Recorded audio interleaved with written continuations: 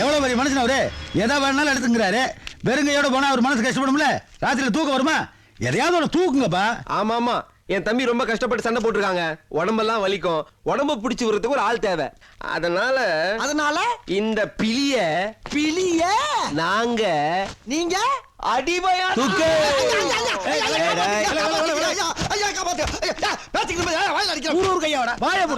புளிய புடிச்சு காலை ஓடச்சு அமுக்க சொல்லுகிற குடும்பம் அது எப்படி ஒத்துக்கும்பா, அது எப்படி அமுக்கும்பா.